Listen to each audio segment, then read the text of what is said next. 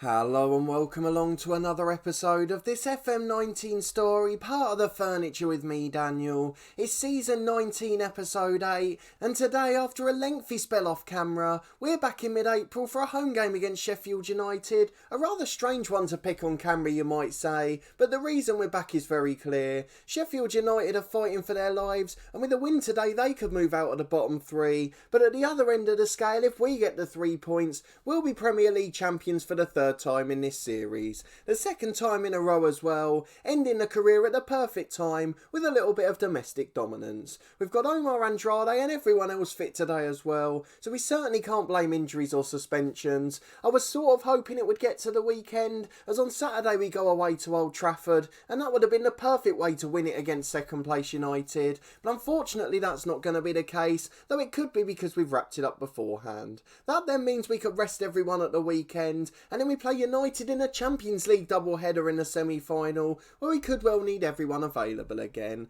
Our bogey side for the last couple of years, so we may show the second leg of that one too. That'll be decided by how we get on in the interim, but let's first go and see the results off camera. You were obviously with me for the Carabao Cup final last time, a 4-0 win against Liverpool. We then got back to Premier League action with another 4-0 victory, this time away at Leicester. Yiladian with a brace and Kant and Omar on the score sheet, before a 3-3 draw away to Chelsea, with Omar and Kant getting goals again. Bakane scored the third in that one, though we did manage to concede a late equaliser. Then at home to Dundalk, we almost got our scare of the season. After winning the away leg 1-0, I did decide to rest everyone again, and we very almost got scared. Diogo Sousa with an equaliser just after the break, and we managed to hang on for a 2-1 aggregate lead. If Dundalk had scored, don't forget, we would have been out on away goals, so we really had to be careful from that point on, and it has made the next few games a little bit trickier. The first one wasn't so much though. That was a 5-0 win at home to Brentford, marooned at the bottom of the league, and they played like a side who were. Plenty of goal scorers there, and Alex Andrade amongst the scorers again. Then a 1-0 win at home to West Brom, and Singy with a header in the first half. Not the best performances in the last couple of months. In fact, we haven't scored more than 2 a game since that Brentford one, but we have managed to perform like champions and managed to nick points everywhere. Despite being held to a few draws, we still did manage to stay unbeaten. Then against Arsenal in the FA Cup quarter-final, a 0-0 draw, and we nicked it on penalties. Omar missed one in the match and got replaced, but we scored 3 of our 4 with Arsenal missing 3, and in the end we got through 3-2, and it was a pretty good day's work for Stojanovic. Then a 1-1 draw away to Burnley, of course feeling the effects of playing 120 minutes 3 days earlier. We had a few players unavailable, and Malik Kante got a late red card as well, but of course he'd already scored the goal to get us back on level terms, so at that point we weren't too upset with him. Then a 2-0 win in the FA Cup semi-final after a remarkable 2.5 week break. Andrade and Omar with the goals again as we comfortably made it to the final. You can see in that one we're playing Southampton, who are doing well up in 5th or 6th this year, so that one we will come back for in a couple of days' time before we try and finish off the season. Then next we were into our Champions League quarter-final. You of course know how the tie finished, but we win 2-1 in the away leg, Andrade and Yiladian turning it around. Bayern Munich had dominated the first half, but we did do very well to get back into it. And then away to Arsenal, a 1-1 draw. They had a red card in the 45th minute. Maddie Keita gave us an early second half lead, and we did feel we could run on and win it at a canter from then. But Delgado pegged us back late on, as despite having 28 shots to 2, Arsenal managed to keep us out at the other end. A 1-0 win followed in the second leg against Bayern, Yiladian making sure we got through as we went out with our first 11 this time. No mistakes after the last 16, we weren't risking our place against a top European side, and then a 2-0 win last time out against Everton, which gives us the opportunity to win the title today. Yiladian and Keita with the goals again there, 2 of the standout performers in this half of the year, and at home to Sheffield United we'll be hoping for another comfortable win to seal our 3rd Premier League title with Torquay. Then very quickly onto our youth intake, a couple of really good names in there. Of course, unfortunately we won't benefit from them, but it was a real strong intake, despite having the random message again saying that there's just one player who stands out from this intake. Normally that's the worst message of the lot, but Emil Christophersen, who ironically isn't an English player, a Danish left midfielder, 1-star ability, 4.5 potential, very determined and decent mentally for a young player, but he is certainly on the right track, and I think think if we had been managing for another 5 or 10 years, he potentially could have been a Premier League player. The other two that were decent were Adriano Moretti, an Italian 16-year-old left-back. He's the sort of player we'd hope for in the San Marino Challenge, which we may yet be doing in FM20. If you haven't had your say yet, then go back to our FM20 plans video, as you can vote for one of our long-term stories, and one of those options is of course the San Marino Challenge. So make sure you go and have your say in that one, as well as seeing our club announcements for both of our FM20 saves. But Moretti probably wouldn't quite make it in this one, though a two-footed fullback is something quite good to have. Just when you have to cut back for the crosses to make sure you still get that delivery is of course very beneficial, but we're not going to get the benefit of that in this save. Then lastly, Lewis Raggett, an English 16-year-old number 10, a really decent player despite a poor personality, and I think he could make it with plenty of work, but of course we're not going to have time to do that. But if any of you do take on the save, you'll have some real good young players coming through, so you should be spoiled for choice in that regard. Fingers crossed they'll all reach their potential. But let's go and get into this game and have a look at our lineup for today. In theory, it's one of the biggest home bankers we've ever come back for, particularly in the last couple of seasons, but unfortunately it doesn't usually work out that way. As we mentioned, Sheffield United are scrapping for their lives and they've been in better form than normal in recent weeks. So Marco Grassi is going to make his way onto the bench today. I think that'll be the only change to the squad. We've got Stojanovic in goal as the sweeper keeper, Cura and Wagner the fullbacks, and Singy and McDonnell at centre half, with Bacanes there in the holding role. Keita and Kante in the middle, Omar not quite fit yet, so we are going to rest him for the weekend, or potentially the Champions League next midweek. Lee Kant continues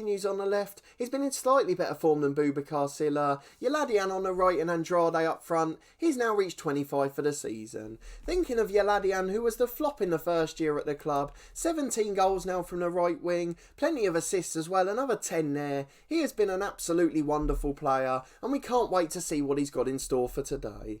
Plenty of attacking options on the bench if needed, the likes of Silla, Souza, Gracia and Brune, but hopefully the 11 on the pitch will do the job. In theory it should be a comfortable home win. So let's go and get into this game against Sheffield United and hope we can go and get the 3 points we need. We could be Premier League champions in 90 minutes, so let's hope we can get the job done. It's a 4-1-4-1 for Sheffield United. Don't really recognise many of the players. Only Keston Williams, the left-back, who we thought about signing in our early Premier League years. But of course now we've got the best left-back in the world, and Luca Wagner's been a superstar all season. So let's go and talk to the lads and tell them what we expect. We want to prove a point. It's Stuart Jellin's favourite team talk. I'm sure you all know that by now anyway. And most of the attacking players are motivated today, which really is a positive sign for us in this one. We need to get forward and score goals, make our dominance count in this game, and hopefully with the attacking players on board we'll be able to do that pretty comfortably. Is Andrade holding it up early for Wagner, but the highlight ends with a minute gone.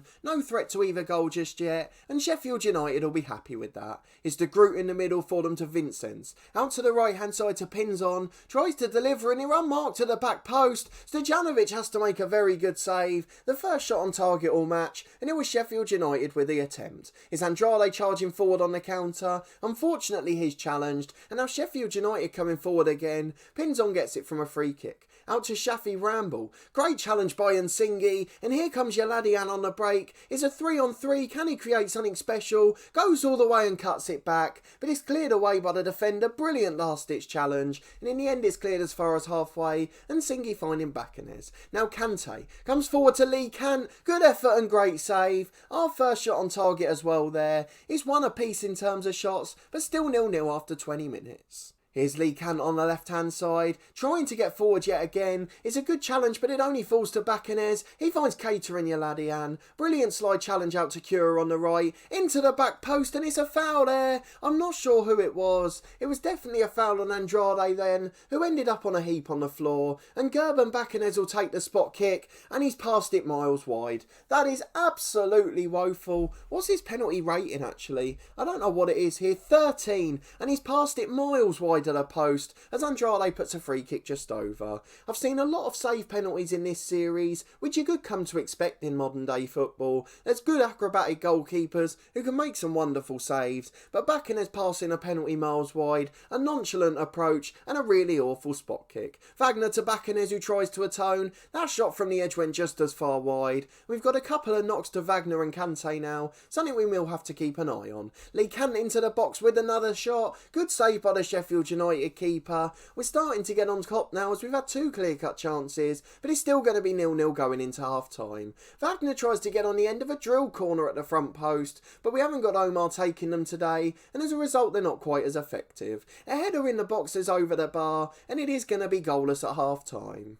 It's a free kick on the halfway line though. We may have one more chance yet. Lee Camp finds Keita 30 yards out. He goes for the spectacular, but it's straight at Flores. Not the best effort in the world from the midfielder. 0-0 half time, and we've got some talking to do. The lads are not performing on the big stage today. Let's talk to the lads then, tell them we're disappointed. Bacaner's motivated, but of course the worst performer on the pitch. Probably just because of that missed penalty. It really was a woeful, nonchalant attempt. Vincent's on halfway to Amrani. The highlight ends very quickly, and no real danger at the start of this half yet. The half-time whistle probably came at the wrong time. Here's a long throw on the right for Pedro Cura though. Into the box and is headed away. Unmarked there, it was no challenge for the header really, and in the end just cleared away quite easily. It's Kant on the left wing to Kante. Tries to cross but is cut back. Now Bacanes to Keita. Blocked to Yaladian. And we talked about him and highlighted him pre-game. And he could be the man to win us the title. What a fitting way to end a brilliant season for him. Of course we still like him to contribute in the FA Cup and Champions League. But in this one he may have won the Premier League title. A wonderful goal, and there's another. Andrade with a free kick from 30 yards. No idea what the keeper's starting position was. But it's into the top corner. And Flores has been blamed for it. An hour gone, we lead 2-0. We are going to be Premier League champions. A brilliant result despite not the best performance, and that's all we wanted from our 2 key men. We highlighted Yaladian and Andrade, scored nearly all the goals for us between them this season, and have come good on the biggest occasion as well, as Andrade heads Luca Wagner's cross wide of the post. Just over 25 minutes remaining, and we're going to go and make some substitutions. We've of course had the warnings about injuries to Kante and Wagner, so we're going to find a way to take both of them off, and then we're going to take Bacanes off as well. He's had a poor game generally, despite the missed penalty contributing. Brune will come on for Malik Kante, and then we've got one more substitution, which is Wagner. I'm not sure who we'll bring on, so we'll just go for Richard Quirk and see which one out of Quirk and Cura is the better performer on left back. Neither of them can play there at all, so we'll chuck Richard Quirk on the left side for now. It's only 20 minutes, he's got to do the job. Here's Sheffield United on the right hand side. Kagri running at the defence, and it's where Richard Quirk was. He doesn't mark him at all. A good ball in, but it's fine the man at the back post, and he heads it comfortably wide. Stojanovic looked like he had it covered. 10 more minutes remaining till we get to lift the title. A really comfortable display and performance in the end. Not our best game by any stretch of the imagination, but we did enough and we've won comfortably, and we could be sending United down as well. It's Butcher with a ball into the back post, headed just over, but he was unmarked there. And that's a little cause for concern, but thankfully with just 30 seconds remaining, we're not going to be able to throw it away from here. It's going to be a 3rd Premier League title of the series, all of them coming in the last 4 years of course. We've just found dominance at the right time in this save. It would have been a bit boring if we'd gone on like this for years, but to get one chance to win all the trophies at the end is something I'm certainly looking forward to. Just the FA Cup and Champions League to go now. We can rest players for the Premier League games in between, but it does bring its own struggles with dynamics, something that we're going to have to keep an eye on too. It's out for a throw-in on the Sheffield United right, and the full-time whistle goes. We get a deserved victory, and there's the Premier League trophy being lifted, potentially the 3rd from last outing for this pink and grey suit, before we revert to club colours in FM20. A really dominant display, and we did enough to get the 2 goals, both brilliant finishes from our top 2 scorers. Yaladian and Alex Andrade the heroes, and we'll go and see what the media have said about it. We've just got a Steve achievement called Domination, not quite sure what that was for, probably just back-to-back titles I'd imagine, or maybe for winning 3 in a certain country. But a brilliant result, 10 points clear with 9 to play for, and the Premier League title is wrapped up early, nothing to worry about for the rest of the season. Brilliant quadruple with the European Super Cup, Club World Championship and Carabao Cup, of course not the biggest trophies which are still to come, the FA Cup final and a Champions League too. 2nd straight Premier League title, something we really wanted before the end of this save, and that's a remarkable achievement we can be proud of, as Rhys Williams is back to praise us as a legend. A player we had a mixed relationship with in the early years, still involved in the game actually. He's not, he retired at 35, just at the start of this calendar year.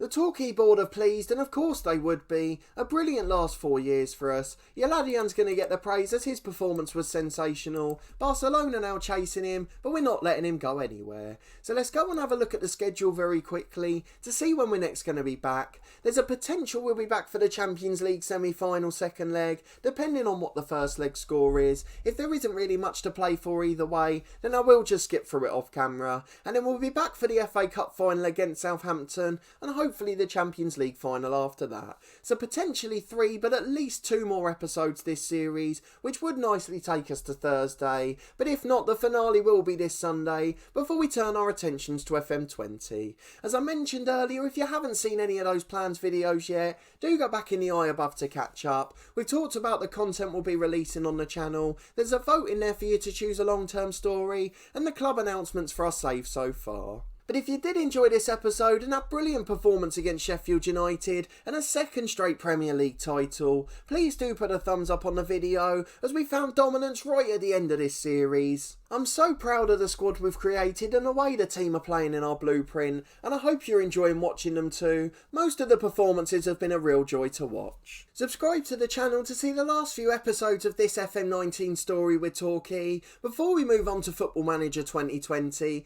we'll have daily content as soon as the beta's released, 5 episodes a week from our one club story and 2 episodes a week from our beta save. We've announced the clubs will be managing in both of those, so do go back and check them out. And then our Cricket 19 career will continue as well, with episodes twice a week at midday. Finally, please join me on Friday for our Snooker 19 final episode. It's certainly a big one as we try to go out in glory, so come and see if we can manage to do so. It's Sean O'Sullivan v his namesake Ronnie. It's going to be a massive occasion, and fingers crossed it'll end with a positive outcome. But a massive thanks for watching this one and your continued support of the series as always. I really do appreciate it, and I hope to see you next time for another important episode as we try to create a legacy in style.